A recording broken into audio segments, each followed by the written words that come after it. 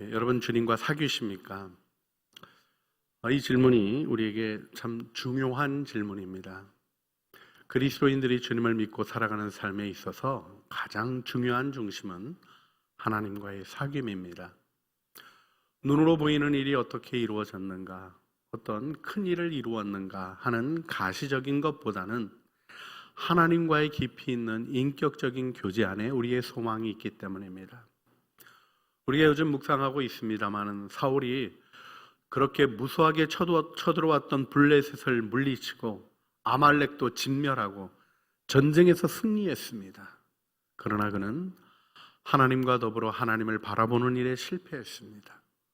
결국 그는 하나님의 명령에 순종할 수 없었고 외형적인 일에 매여서 결국 사람을 두려워하는 자로 사람을 두려워하다가 사람의 일에 빠져버리고 만 것을 보게 됩니다. 우리 고린도전서 1장 9절 말씀, 우리 지난주에도 보았습니다마는 우리를 불러 그의 아들 예수 그리스도 우리 주와 더불어 교제하게 하시는 하나님은 미쁘시도다. 교제로 우리를 부르시고 그 교제를 신실하게 이루어 가시는 하나님에 대한 고백이 있습니다. 여러분, 신앙생활을 사귐으로 하십니까? 원리 원칙으로 하십니까? 먼저 우리가 기억해야 될 것은 하나님은 질서의 하나님이시라는 것입니다. 내 마음대로 생각하고 내가 좋은 대로 하는 것이 신앙생활이 아니죠. 그런데요, 하나님의 질서는 우리가 알고 있는 것과는 사뭇 다르다는 것을 기억할 필요가 있습니다. 하나님은 회전하는 그림자도 없으신 온전하신 분이십니다. 그런데요, 성경을 보면 그 온전하신 하나님이 뜻을 돌이키신다 하는 말씀을 하는 것을 보게 되죠. 출애굽기 32장 14절, 여호와께서 뜻을 돌이키사 말씀하신 화를 그 백성에게 내리지 아니하시니라. 차라리 내 이름을 생명책에서 지워버려 주십시오. 간절함으로 기도했던 모세의 기도를 들으시고 하나님이 뜻을 돌이키신 것이죠. 여러분, 우리 주님은 인과응보의 논리 속에 이해할 수 있는 분이 아님을 기억해야 합니다. 하나님은 우리를 사랑하시고 우리를 통하여 하나님의 일을 이루시는 것입니다. 하나님이 원칙이 없으신 분이신가? 그렇지 않습니다. 하나님은 창조의 질서를 만드신 분이시고 질서의 하나님이십니다. 정말 하나님의 마음에 들었던 다윗의 노래 시편 18편에 나오는 고백을 제가 읽어드립니다. 시편 18편 21절 22절을 보면 다윗이 이렇게 고백합니다. 이는 내가 여호와의 도를 지키고 악하게 내 하나님을 떠나지 아니하였으며 그의 모든 규례가 내 앞에 있고 내게서 그의 율례를 버리지 아니하였음이니라. 다윗의 고백입니다. 그는 하나님의 도를 알고 그 도를 지켰습니다. 하나님을 떠나지 않았습니다. 그 규례가 내 앞에 있다 얘기하는 것처럼 하나님의 뜻을 알고 행하는 은혜가 있었습니다. 그의 율례를 버리지 않았습니다.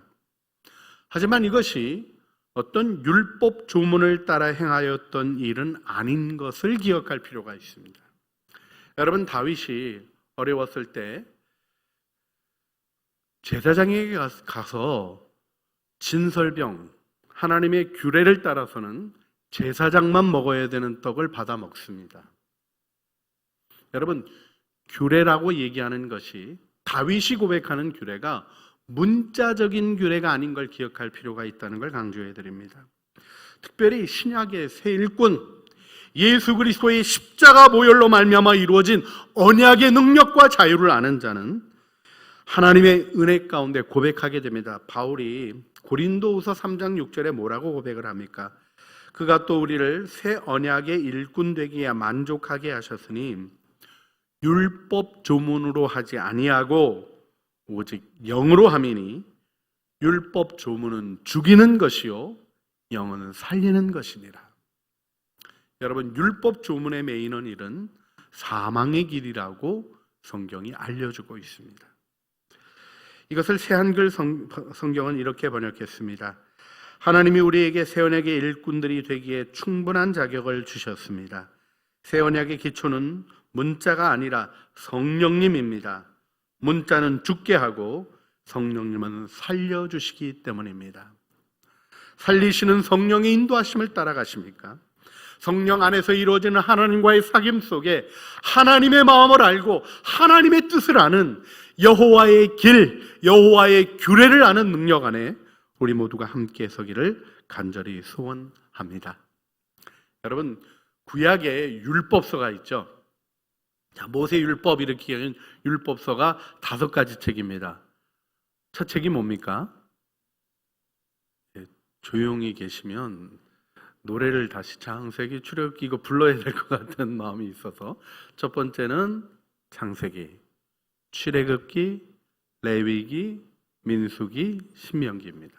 근데 여러분, 이 율법이 어떻게 전개되는가를 꼭 기억하셔야 돼요.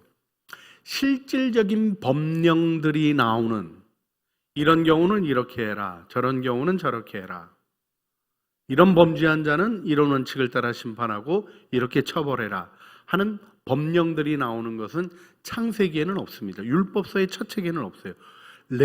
창세기, 출애굽기, 그 다음에는 더 많은 법령들이 나오는 게 레위기입니다. 그리고 민수기의 법령이 있습니다. 그리고는 신명기가 또 율법에 대한 부분들을 상세히 풀어주는 법령들을 기록해주고 있습니다. 그런데요, 첫 번째 책이, 율법서의 첫 번째 책이 무엇입니까? 10개의 톨레도트, 10개의 족보 이야기라고, 이 족보라는 말로 번역합니다만 이 톨레도트는 대략 이렇게 되었다 하는 말도 포함되어 있는 단어입니다. 이야기들로 서술이 되어 있습니다. 출애굽기의 법령도 역사를 구원하시는 하나님의 이야기와 더불어 설명되어집니다. 민수기의 법령도 하나님이 심판하시는 이야기들과 더불어 설명되어집니다. 레위기의 제사의 규례들이 쭉 나오긴 합니다만 거룩함에 대한 부르심이라는 하나님의 부르심 속에서 그것들을 이해하게 하셨습니다. 여러분, 우리가 여기서 기억해야 될 것이 있습니다. 창세기에는 특별히 우리 10개의 톨레도트, 그 중에 중요하게 봐야 되는 것이 우리 창조의 대략이라고 시작되는 창세기 2장 4절 이야기부터 10가지 족보 얘기가 쭉 나오는데, 데라의 족보로 소개되어지는 아브라함의 이야기, 또 창세기 25장에서 이삭의 족보로 얘기되는 이삭으로부터 야곱에까지 이어져 전개되어지는 이야기, 그리고 야곱의 족보로 소개되는 창세기 37장 1절 이후에 요셉의 이야기, 이 이야기들 속에 하나님이 율법의 기초를 놓으신 것입니다. 여러분, 이것이 법령이 아니라 이야기 형태인 것을 기억하셔야 됩니다. 그래서 우리가 법령은 바꾸잖아요. 여러분, 법은 바꿉니까? 안 바꿉니까? 바뀌어요. 여러분, 구약의 레위기에 먹을 것과 먹지 말아야 될 것의 법을 우리가 지금 지킵니까? 안 지킵니까? 혹시라도 돼지고기 드셨습니까? 이게 우리가 있잖아요. 못 먹어야 될 게 너무 많아요. 비늘 없는 고기. 우리 지난주 저녁에 우리 장로님들이 이렇게 식사 초대해가지고 같이 뭐 먹을게요? 장어 먹었어요. 비늘이 없어요. 그거 아주 가증한 음식입니다. 여러분, 우리가 아침에 선지해장국 먹습니까? 안 먹습니까?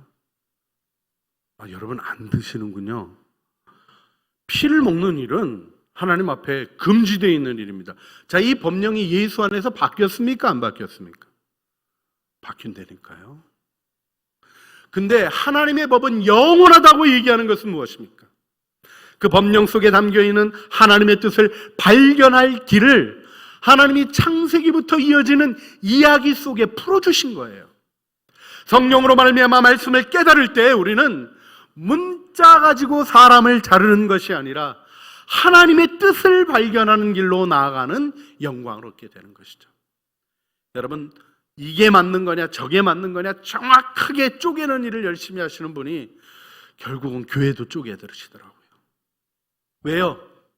하나님의 마음을 이해하는 데서 멀어지니까 죽음을 일으키는 일을 만들어내고 마는 것입니다. 율법 조문은 그 조문을 만든 사람의 인격을 생각하거나 그의 의견이 중요하게 여겨지는 단계로 진행되는 게 아닙니다. 이 법조문에 맞는가 틀리는가 하는 법령의 형태로 결정되어지는 일이 있게 되는 것이 율법조문입니다. 그러나 우리가 상황적 이해를 필요로 하는 이야기, 여러분 아브라함의 얘기가요 너무나 오래 먼 옛날 얘기 아닙니까? 출애굽의 얘기만 해도 그래요. 적게 잡아야 3000년 전 얘기입니다. 3500년이 훨씬 넘어버린 이야기들, 이 이야기들 속에 하나님의 구원 행동과 우리를 향한 하나님의 마음이 기록되어 있습니다. 그리고 하나님을 섬기는 일은 어떻게 되어야 할 것이며 하나님을 따르는 일은 무엇인가 하는 것이 알려지고 있습니다.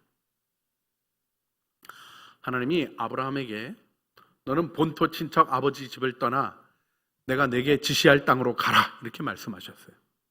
여러분 이 말씀을 법령으로 이해하면 예수 믿으면 다 고향 떠나고 집 떠나고 뭐 이래야 되는 겁니까? 아니잖아요. 우리가 하나님의 율례를 이해한다는 것이 무엇인가 하는 걸 깊이 생각하셔야 됩니다. 주님은 우리가 말씀을 묵상하게 하신 거예요. 여러분 말씀의 묵상은 요약 정리가 아닙니다. 국어 공부를 잘하셨던 분들이 사실 요약을 참 잘하셔요. 저도 얼마나 도움을 많이 받았는지 몰라요. 저는 좀 그런 것 쪽에 살짝 약한 느낌이 있어 보이지 않으세요? 물론 저도 그렇게 밀리는 쪽은 아닙니다만은 정리를 잘하시는 분들이 너무 세밀하게 잘하셔요. 그런데요, 여러분 묵상은 정리가 아닙니다. 내 영혼을 향하여 건네시는 하나님의 사랑의 음성을 듣는 것이죠. 오늘 지금 나에게 이 말씀 속에서 어떻게 무엇을 하라고 하시는지, 하나님이 무엇을 원하시는지, 어떤 것을 돌이키기를 원하시는지, 하나님 아버지에 대해서 무엇을 알려주시기를 원하시는지 우리가 묵상하면서 알아가게 되는 것입니다. 이 일은 진리를 사랑하는 자가 누리게 되는 것입니다. 하나님의 벌이 두려워 하나님의 말씀을 지키려고 하는 자는 그 벌에 대한 위협이 없다는 은혜를 발견한 순간에 하나님의 말씀 안으로 진입한 일을 실패합니다. 은혜를 진정 발견한 자는 하나님의 사랑을 만납니다. 하나님의 사랑을 만난 자는 진리를 사랑하게 됩니다. 하나님의 뜻을 원하여 그 일대로 살아가고자 하는 마음의 열정이 일어나는 것을 경험하게 되는 것이죠. 묵상은 바로 그 사랑의 동기에서 주님과 교제하는 관계로 이루어지는 것임을 기억해야 합니다. 자, 여기서 하나님과의 교제는 과연 그럼 무엇으로 이루어지는 것입니까? 말씀 안에서 우리가 주님을 만나는 겁니다. 할렐루야. 만나는 일이 우리가 사람을 만나는 거하고는 달라요. 영이신 주님을 만나는 거기 때문에 눈에 보이지도 않고 귀에 들리지도 않고 손으로 만질 수도 없는 분을 만납니다.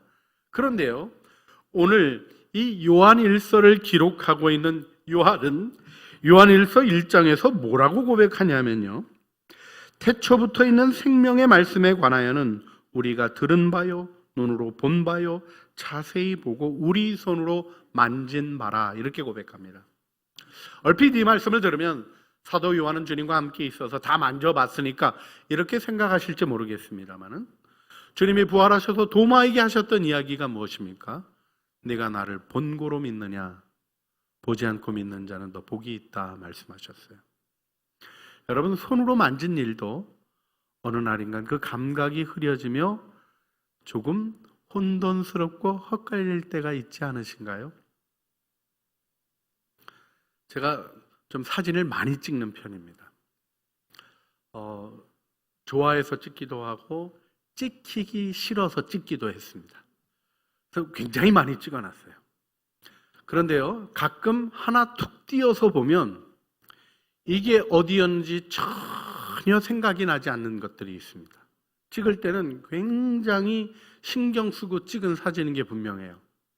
제가 여러 가지 각도도 생각하고 빛의 빛 양이 어떻게 돼야 될까 하는 것까지 감안했던 사진인 게 분명한데 어디서 찍었는지 흐릿한 것들이 있게 됩니다. 조금 노쇠 현상이 오나 보다 이런 생각이 들 때 거절하고 나는 안 늙을 거야 막 이렇게 속으로 되뇌가면서 아주 몸부림을 칩니다. 그런데요, 기억이 잘 안 나는 날이 있어요. 더 심각한 건 뭔지 아세요? 아기 사진을 보는데 이게 사무엘인지 라온인지 모르겠는 거예요. 지 애비한테 물어봐도 모르고 엄마한테 물어봐도 모르고 저희 집사람이 조금 정확한 편이어서 분별을 좀 해줍니다. 헛갈리는 게 있습니까? 없습니까? 있어요. 내가 분명히 봤다. 그래도요, 여러 사람이 아니다 그러면요, 분명히 봤는데 그랬는데 그랬을까? 그런가? 그렇게 생각할 수 있지 않을까? 이렇게 바뀌어요. 여러분, 진리는 그렇게 접근하는 게 아닙니다. 내가 본 객관적인 사실을 의존해서 살아가라는 것이 현대학문의 가르침이에요. 그게 고키토 에르고슨, 나는 생각한다, 고로 나는 존재한다 이렇게 얘기했던 데카르트적인 생각의 방식입니다. 생각이 기반이 되어 모든 것의 근거가 되는 현대적 사고는 실험해보고 확인한 것 속에서 걸어갈 수 있다고 얘기합니다. 그런데요, 결혼을 확인해보고 하시나요? 이 애가 어떤 애인지 확인해보고 태어나게 하시나요? 우리의 하루하루를 우리가 검증하고 받아들입니까? 아니에요. 삶은 스캡시스, 의심이 아니라 믿음의 길로 나가는 것이 분명히 있는 것입니다. 이 믿음의 길에는 하나님이 우리와 함께 하시는 그분의 인격이 일으키는 또 다른 역사가 있는 거예요. 여러분, 역사 속에서 사상사 쪽으로 보게 되면 이 계몽기 이후에 합리적 사고라는 것 속에 하나님을 믿는 일이 굉장히 어렵게 느껴졌던 시기가 분명히 있었습니다. 기적을 받아들이기 어렵고요, 하나님이 초자연적인 분이라는 걸 받아들이기 어렵고, 우리 시계공의 하나님이라고 표현하죠. 세상을 잘 만들어 놓고는 혼자 잘 돌아가게 하고 떠난 신은 이해가 되지만 거기 개입하는 신은 이해할 수 없는 그런 식의 사고가 발달했던 적이 있었습니다. 여러분, 그 사고가 오늘날도 우리에게 많은 영향을 주고 있는 것을 보게 됩니다. 그때 임마누엘 칸트 같은 사람은 이런 얘기했어요. 우리가 초자연적인 것들, 신앙적인 것들, 신학적인 것들, 이런 것들에 대해서는 예감을 아능이라고 표현하는데, 이렇게 느낌으로 알 수는 있는데 이성적으로는 접근할 수 없다, 이렇게 얘기했어요. 그러나 조나단 에드워드 같은 신학자는 그렇지 않다고 얘기했어요. 여러분, 신앙은 확증되는 겁니까? 아니면 모호하게 계속 우기는 겁니까? 확증되는 거예요. 무엇을 통해서? 오감을 통해서, 우리의 감각을 통해서 하나님이 함께 하시는 증거들을 우리가 경험하는 것입니다. 이것이 교회의 역사입니다.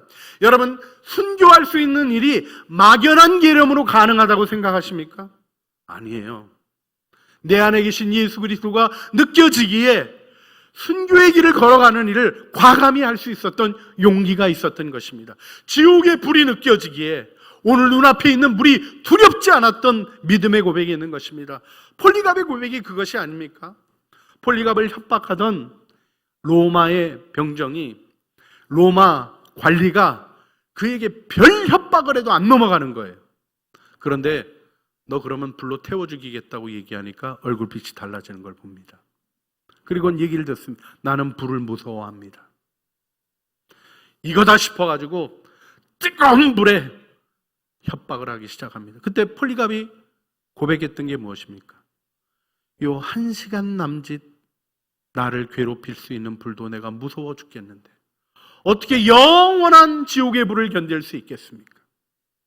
믿음은 눈앞에 있는 불, 눈앞에 나를 태우는 고통스러운 불보다 더 두려운 지옥의 불을 볼 수 있는 감각인 것입니다. 여러분, 우리가 하나님 임재하시는 이 감각을 우리의 마음속에서 확인할 때 사람을 두려워하지 않게 됩니다. 하나님의 뜻을 행하는 일에 명확해지게 되는 것입니다. 사울이 자기의 승전 기념비를 세우고 자기의 영광을 추구하는 부끄러운 일을 범하고 맙니다. 좋은 소와 양 떼는 남겨두고 하찮은 것들은 죽여버리고 나서 그가 뭐라고 얘기합니까? 자신이 여호와의 길로 가서 하나님의 목소리를 따랐다 이렇게 얘기합니다. 여러분, 사람이 참 연약한 게 있는 거죠. 근데 여러분 혹시 그런 얘기 들어보신 기억이 있으시죠?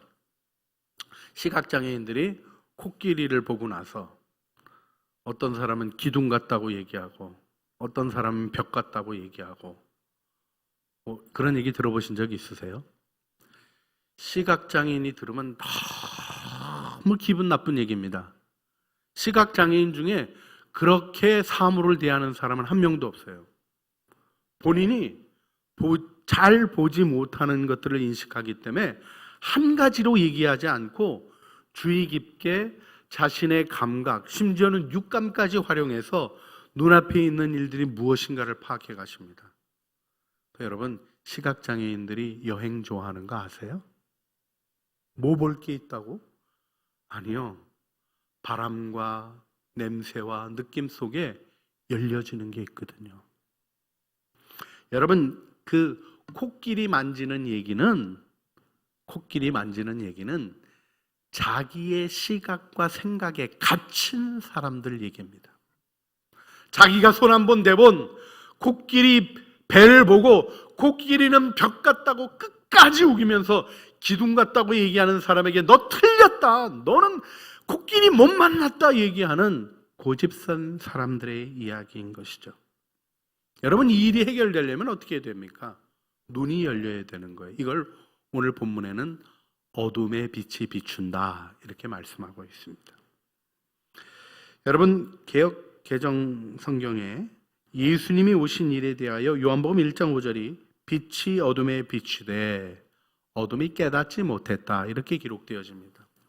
빛이 오지 않은 게 아니라요, 이미 빛이 오셨습니다. 할렐루야. 여러분, 지금 여기가 밝습니까 어둡습니까? 좀 조도를 높일까요? 여기 밝죠? 그런데 어두울 수 있습니까 없습니까? 있어요. 눈 감으면 어둡고요, 이렇게 감으면 더 어둡고요, 뒤집어 써서 감으면 더 깜깜해집니다. 빛이 없어서가 아니라 눈이 가려지면 어두워지는 거죠. 여러분, 여기서 빛 가운데로 나와 하나님과의 사귐이 있는 일이 무엇인가 오늘 본문이 말씀하시는 것에 우리가 주목할 필요가 있습니다. 내게 어떤 빛의 현상이 있다고, 내가 무엇을 봤다고 교만하게 얘기하는 일을 금하여야 합니다. 하나님은 온전한 빛이셔요. 그래서 주님만 바라볼 때 우리가 빛 가운데 있게 되는 겁니다. 여러분, 밝고 환한 빛이 있을 때 참 사진 찍기가 어렵거든요. 사진 찍기 제일 좋은 날은요, 약간 구름이 껴있는 날이에요. 그러면 그늘이 잘 생기지 않아서 어느 각도에서 사진을 찍어도 사진이 잘 나옵니다. 그런데 밝은 빛이 있는 날은요, 그 햇빛의 방향에서 요만큼만 틀어져도 그늘이 생겨요. 그 그늘을 없앨 수 있는 방법이 없습니다. 뭐 프레쉬를 터뜨리면 된다 그러는데 사실 터뜨려도 소용이 없어요. 사실은요, 태양빛으로 반사해서 비추는 것 말고는 그 그늘이 엄밀한 의미에서 없어지지 않습니다. 하나님만 바라보는 은혜가 우리에게 필요합니다. 빛을 비추는 하나님의 은혜의 역사가 무엇인가를 바로 깨닫는 것이 필요하죠. 오늘 본문 말씀은 무엇이라고 우리에게 알려주고 있습니까? 그가 빛 가운데 계신 것 같이 우리도 빛 가운데 행하면 우리가 서로 사귐이 있고 그의 아들 예수의 피가 우리를 모든 죄에서 깨끗하게 하실 것이요 이렇게 고백합니다. 그리고 이어서 8절에 만일 우리가 죄가 없다고 말하면 스스로 속이고 또 진리가 우리 속에 있지 아니할 것이요. 빛이신 하나님을 만나는데 가장 중요하게 나타나는 현상이 무엇이라는 겁니까? 죄를 깨닫게 되는 것이라는 거예요. 여러분, 죄를 깨닫는 일은 그리스도인의 삶에 있어서 가장 아름다운 축복이며 축제입니다. 자기의 죄에 매여 있는 것처럼 인생에 부끄러움은 없는 것입니다. 우리 자신에 있는 욕심, 우리 자신에 있는 부족함, 우리 자신 안에 있는 하나님을 반역하는 마음들을 하나님이 빛을 비춰서 보여주셔요. 그런데 꾸짖어지는 것마다 빛으로 나타나게 하셔요. 예수 그리스도 안에서 우리가 받은 축복이 무엇입니까? 죄를 고백할 때 용서하실 뿐 아니라 오늘 본문의 말씀처럼 모든 불의에서 우리를 깨끗게 하시는 하나님의 능력을 우리에게 보여주시는 것입니다. 고린도후서 4장 5절에 바울은 이렇게 고백합니다. 4장 6절 말씀입니다. 어두운 데에 빛이 비치라 말씀하셨던 그 하나님께서 예수 그리스도의 얼굴에 있는 하나님의 영광을 아는 빛을 우리에게 비추셨느니라. 여러분, 죄는 내가 생각하기에 이게 잘못된 거지 하는 게 죄가 아닙니다. 그건 도덕적인 거예요. 성경이 말하는 죄는 어떤 것입니까? 하나님이 비추셔서 깨닫게 된 걸 죄라고 얘기하는 거예요.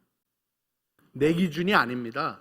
하나님의 기준에서, 하나님이 정하신 것 속에서, 하나님이 판단하시는 것 속에, 하나님의 거룩한 빛 아래 나의 부족함을 발견하는 걸 죄라고 말하는 거예요. 그래서 그 죄의 회개와 용서가 우리 안에 영적인 성장이 되어지고 돌파가 되어지고 하나님의 권능이 나타나는 통로가 되어지는 것입니다. 고린도후서 4장 6절의 이 고백 전에 바울이 고백하는 것이 4장 5절인데요. 우리는 우리를 전파하는 것이 아니라 오직 그리스도 예수의 주되신 것과 또 예수를 위하여 우리가 너희의 종된 것을 선포한다. 이렇게 고백하고 있습니다. 자기 중심으로부터 떠나 하나님을 바라볼 때 우리는 그리스도의 얼굴에 있는 하나님의 영광을 아는 빛을 따라 변화될 수 있는 능력을 얻게 되는 것이죠. 자, 여러분 오늘 주님 앞에 나오셨습니다. 할렐루야. 하나님이 여러분 사랑하심을 믿으십니까? 꼭 기억하셔야 돼요. 괜찮아서 사랑하시는 게 아니라 그냥 사랑하시는 거예요. 문제가 없어서 사랑하시는 게 아니라 문제가 있기에 더 사랑하시는 거예요. 우리의 연약함을 몰라서 사랑하시는 것이 아니라 우리의 연약함을 알기에 더 큰 사랑을 부어주시고자 하시는 것입니다. 오늘 우리가 우리의 교만함을 회개하며 주님의 은혜 아니고는 설 수 없습니다. 주님, 오늘 내 마음의 갈급함은 내가 채울 수 있는 일이 아니고 내가 원하는 일이 이루어진다고 되는 일이 아니라 오직 주님만이 해결해 주실 수 있는 은혜의 영역임을 고백합니다. 주님 앞에 나가기를 원치 않으십니까? 오늘 우리가 회개의 기도를 하기를 원합니다. 이 시간 우리 눈을 감고 우리 자신을 돌아보며 주님 앞에 나가기를 원합니다. 주님, 나의 교만을 회개합니다. 기도해 보시길 바랍니다. 주님을 알지 못하면서 마치 주님의 뜻을 다 아는 것 마냥 교만이 말하고 행동했던 시간들이 주님 안에서 돌이켜지기를 원합니다. 주님, 나의 거짓을 회개합니다. 고백하시며 나가시길 바랍니다. 마음의 진실함을 살피지 않은 채로 눈에 보이는 것, 그것 속에서 하나님의 뜻을 행하려고 하는 거짓을 허용했던 죄악들이 있다면 주님 앞에 돌이키시는 기도하시길 바랍니다. 주님, 나의 욕심을 회개합니다. 주님 앞에 기도하시길 바랍니다. 내 뜻대로 하려고 하는 것인데 마치 그것이 주님의 뜻인 양 주장하며 말다툼하며 하나님의 진리를 사랑하지 않는 죄를 고집했던 그 모습을 주님 앞에 돌이키시길 바랍니다.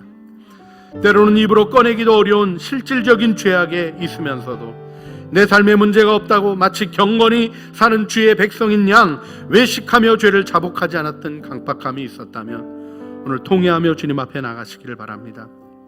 회칠한 무덤 같은 내 마음을 보시고 주님이 꾸짖으시지만 버리고자 함이 아니라 우리를 품어 변화시켜 주시고자 하심을 믿고 우리 주님의 얼굴에 있는 하나님의 영광을 아는 빛을 오늘도 비추어 주셔서 회개하고 주님과의 진정한 사귐, 더 깊은 사귐 안으로 들어가는 은혜의 길을 열어 주시옵소서. 우리 주여 한번 부르시죠. 주님 앞에 간절히 기도하시겠습니다.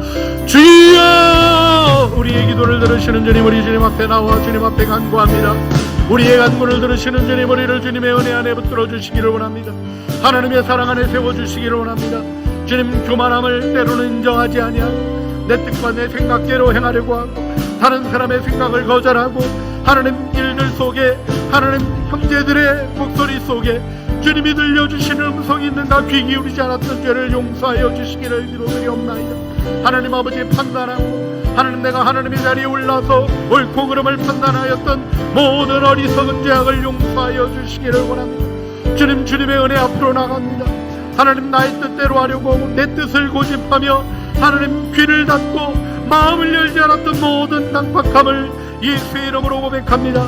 용서하여 주시고 보혈로 덮어 주시옵소서. 주님의 은혜로 우리를 정결하게 하여 주시고 주님의 은혜로 우리를 새롭게 하여 주시옵소서.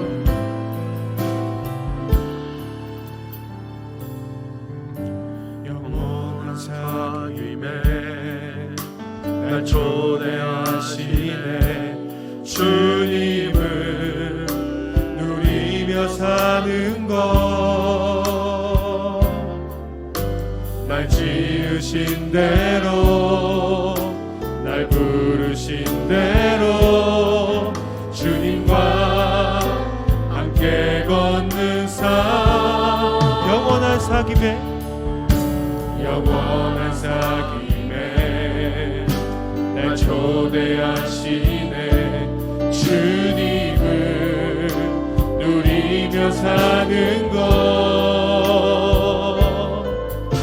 날 지으신 대로 날 부르신 대로 주님과 함께 걷는 삶. 이것이 영원한 삶, 이것이 영원한 삶. 참 하나님과 그 아들 아는 삶. 이것이 영원한 삶, 이것이 영원한 삶. 내가 주 안에 주는 내 안에 거하는 삶. 이것이 영원한 삶, 이것이 영원한 삶, 이것이 영원한 삶. 참 하나님과 그 아들 아는 삶. 이것이 영원한 삶, 이것이 영원한 삶. 내가 주 안에 주는 내 안에 늘 거하는 삶. 그렇습니다. 우리는 영원으로 초대받은 것입니다. 우리의 회개는 이 세상의 삶을 위한 것이 아닙니다. 영원한 나라에 초대받고 영원한 삶으로 축복받은 그 안에서 우리가 주님을 닮아 온전해지기를 원하는 마음으로 우리의 연약함을 아픔으로 고백하며 나를 위하여 죽으신 예수 그리스도의 구원의 은혜 안으로 더 가까이 나가고자 하는 진실한 노력입니다. 이 시간 우리 다시 한번 기도할 때, 주님, 내가 주님을 닮아가기를 원합니다. 주님 아닌 것들을 내 안에서 거절하게 하여 주시고 주님과 더불어 살아가는 삶, 그 은혜만을 붙잡게 하여 주시고 주님과 사귐이 있는 그 영원한 삶을 누리게 하여 주시옵소서. 간절한 마음으로 다시 한번 통성으로 기도하시겠습니다. 주님, 우리가 주님을 바라보며 기도합니다. 우리의 간구를 들으시는 주님 앞에 나갑니다.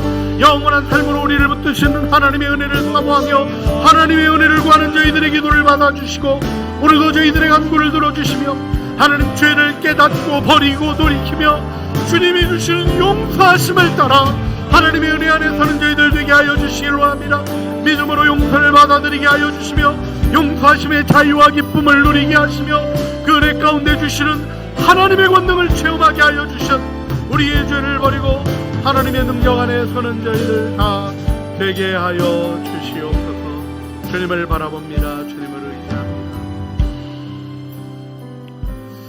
주님, 우리가 주님을 의지하며 오늘도 기도합니다. 주님을 닮아가며 주님 안에 변화되며 죄를 깨닫는 축제, 죄를 버리는 기쁨, 그 가운데서 나를 향하신 영원하신 하나님의 뜻을 발견하는 영광 안에 저희들 세워 주시옵소서. 우리 구주 예수 그리스도의 이름으로 기도합니다. 아멘.